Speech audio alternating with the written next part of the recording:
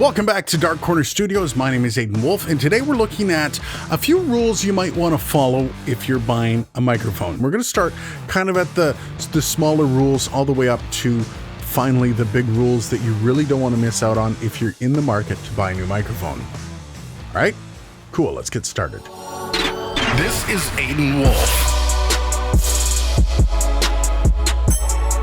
With these rules, I'm going to assume you are getting the right microphone for what you're doing. So if you're looking for a boom mic, you're going to get a shotgun microphone. If you're looking for voiceover, you're going to get a condenser mic, so on and so forth.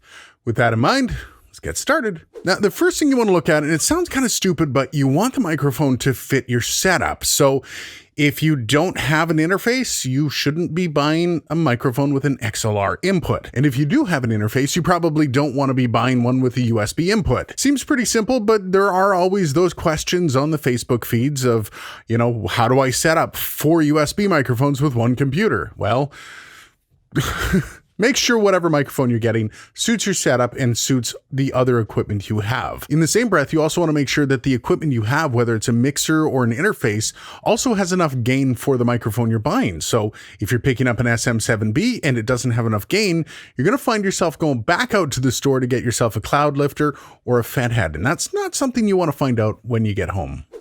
Next up, you want to make sure that your microphone fits your budget. Now, you don't want to go out and buy a $3,000 U87, bring it home, and plug it into an $80 interface. You kind of want to make sure everything's about the same level that you're working with. But on the other hand, you also want to realize that you don't have to go big to start out. There's a few jobs like voiceover and stuff like that you do actually have to put a little bit extra money into your microphone because it's kind of one of the tools of the trade.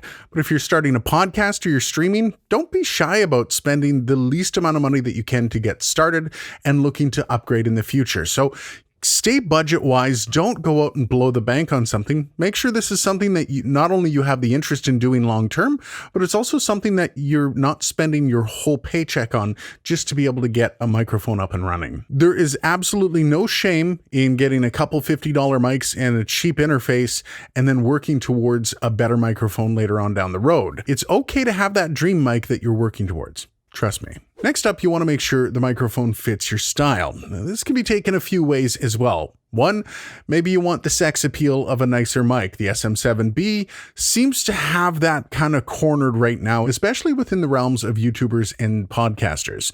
If you're doing anything video-wise and you want to look nice, maybe the SM58 isn't for you. Otherwise, you don't really have to worry about the style too much unless you actually have a specific style of audio gathering that requires a specific microphone. Let me explain. If you're going out and about grabbing interviews on the run, perhaps outside, an SM7B probably isn't going to do you very good.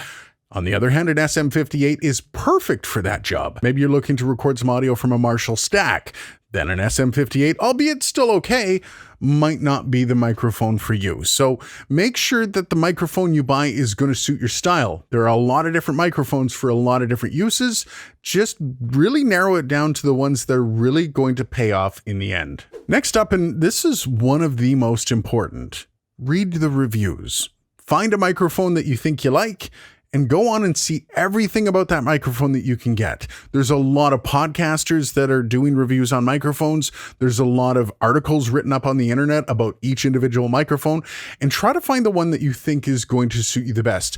Those reviews are going to give you all the information you need of whether or not it's worth dropping the money on. In a lot of instances, many reviewers will point out some positives and some negatives of each microphone, and those are important to look at because you don't want to purchase the mic in 3 months down the road realize it doesn't do something that you thought it did. That's what reviews are going to tell you. So make sure you pay special attention and try to find every review out there on the microphone you're going to purchase. These things can get pretty pricey. You don't want to waste your money.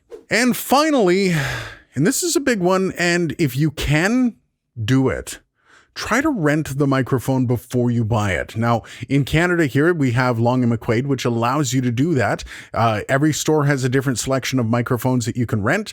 I definitely suggest going out, bringing the mics home, trying them out, and finding the one that's going to suit your style, suit your voice the most. You want to make sure that the microphones match your voice. Now, I understand this doesn't necessarily have anything to do if you're a podcaster or you're a YouTuber. But if you're into voiceover or voice acting or anything that requires your microphone to be a little bit better quality, one microphone might be a little bit too bright. One might not be bright enough. So just go find the microphone that's going to be perfect for you. And if you can rent, they're usually pretty cheap, maybe $20 for a day. It's definitely well worth doing just so you can make sure that the microphone you get is the one that you want. Thanks for watching. Are there any rules I missed? You can let me know down in the comments. Hit the like button if you liked the video. Hit the subscribe button if you're not already. And you know what? I'm going to see you in the next video.